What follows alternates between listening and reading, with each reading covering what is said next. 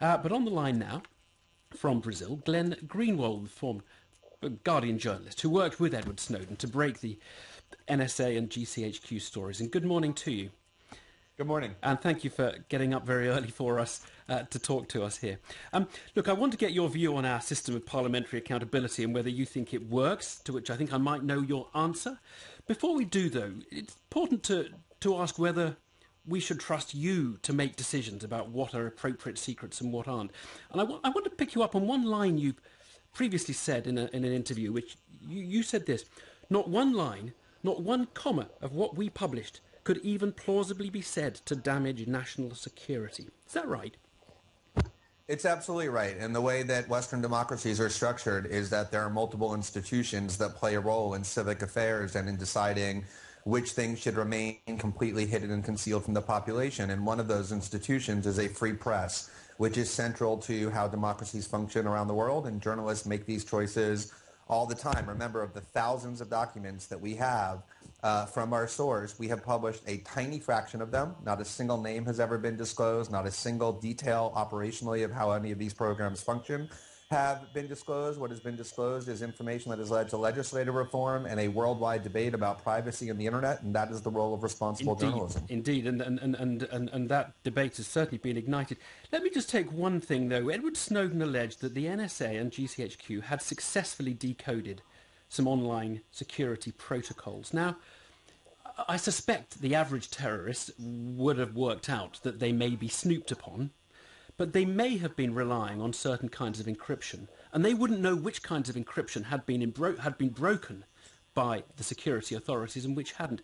And anything which lets them know that could plausibly be said, surely, to damage national security? Well, that's a really great example. I'm glad you raised that one. That was a story that was jointly published by two of the world's largest and oldest newspapers, the New York Times and the Guardian.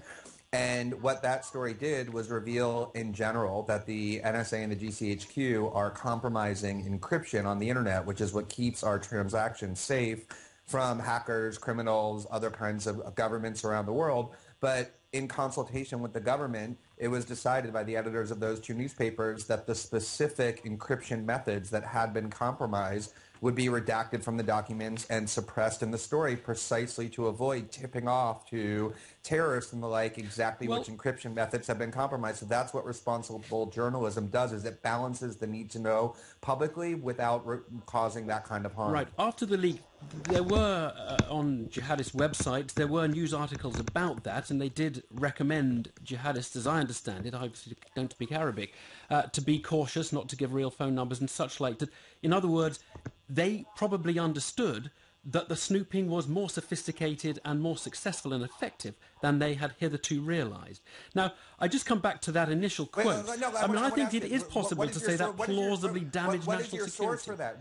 What is your source for that? I mean, government officials go around whispering into the media and injecting whatever rumors they want, and then journalists who lecture other journalists about being responsible start repeating it on the air. Tell me which specific jihadi website. Well, I can't name the website. It comes from sites, from the site intelligence. Because you have no idea, because you have no idea whether it's really true or what they said. That's called fear-mongering.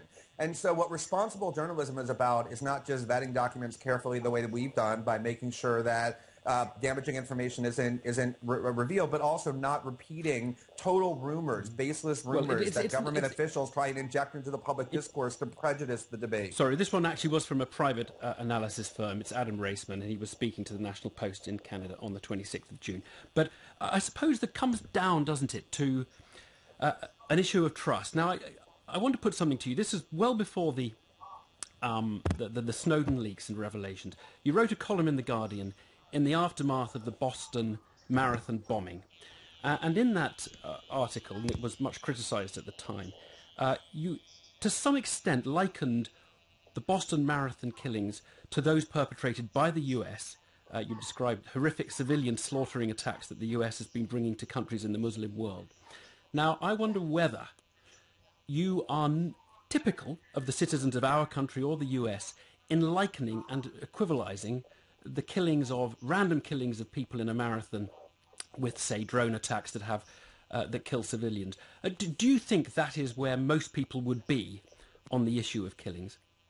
First of all, I think you've completely distorted the article that I've written and the nature of the debate. It isn't that article was not only widely criticized but also widely praised. There is enormous amounts of scholarly research done in the West about the reason there is so much anti-American and anti-Western terrorism in the part of the Muslim world, and what not only think tanks but government agencies are concluding is that the more we go into those parts of the world and kill people, including innocent people, the more that kind of anti-American and anti-Western sentiment is fueled, which in turn is what causes terrorism. No, but and so the point, right? And so the point that I actually made, as opposed to the one that you distorted it into, was not that there's a moral equivalence between the two, but that the way that we react to terrorist attacks in America is the way that Muslims around the world react when we go from 30,000 feet using unmanned aerial vehicles and kill their children and women and neighbors, and that we should think about the effects that that has on that part of the world through the prism of how we react when people come No, and kill us. actually, your line in the article was, these are exactly the kinds of horrific civilian slaughtering attacks the US has been bringing to countries in the Muslim world. But I suppose I'm wondering whether, if I didn't have your values about foreign policy and our national behaviour, whether I should trust you to make those decisions. That's really where I'm getting, whether I should trust you to make those decisions if I have different values, if I'm more scared of the terrorists than I am of the US government. And it's perfectly legitimate for people to disagree about who they're scared of, who they want to trust. But why would I trust you if I don't agree with your fundamental premise of the faults of US foreign policy, for example? Well, first of all, journalists around the world have different views on all sorts of things, and it doesn't alter the basic fact of how the journalistic process works, which your question completely seems to misunderstand. It isn't me making decisions about which documents are being published. I work with these things called newspapers, and newspapers, the large newspapers with which I work around the world, have editorial staffs and experienced national security journalists and lawyers and experts, and we all get together and we consult journalistically about this process. We then go to the relevant government agencies and we solicit their opinions and their advice about which documents can be safely published. And then collaboratively, we make the choice, exactly like the BBC does when it breaks news about things that political people have decided they want to keep secret. This is the same journalistic process that functions exactly the same way around the world. If you don't believe in that process, you don't believe in journalism. Glenn Greenwald, one last question. We have a system of parliamentary accountability in this country. It is going to be on show today. What do you think of that system?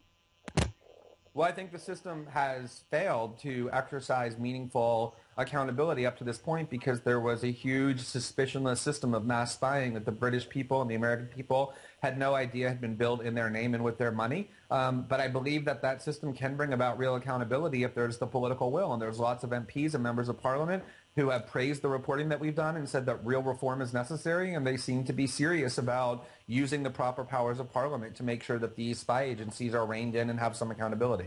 Glenn Greenwald, thank you very much indeed for talking to us. All right, well, with us in the